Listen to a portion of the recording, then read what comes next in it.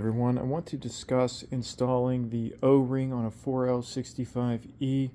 Show you my method. I believe this is probably the easiest and quickest method for most people out there. Because let me tell you, I tried every video on YouTube and none of them worked. So it's a two-person job. You're going to need a hammer.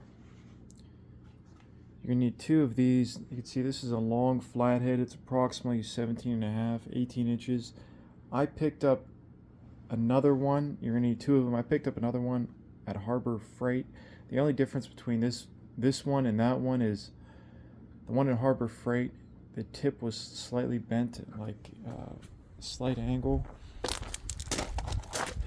So you already have the transmission cover off. Come to the passenger side wheel well.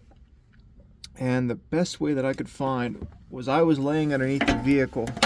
And I put this flathead in there like this, lined it up, and I had both of them lined up.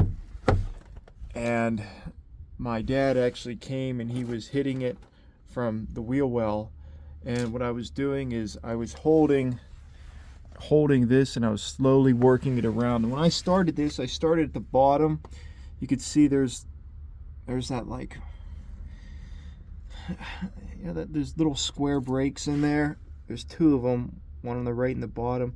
I started at probably like the bottom right, and I worked my way around. Once you actually get probably about, I'm going to say 1.5 inches to about 2.5 inches in there, you just have to work your way around. And my dad was just hitting on it extremely hard, and I just worked both of these flatheads around.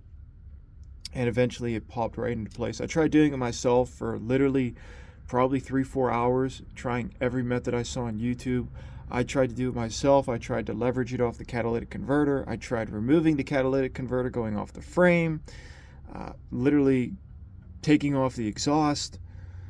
At one point, loosening the exhaust to get more room, try to leverage myself. I couldn't get it to work, and that's when I came up with this method. So,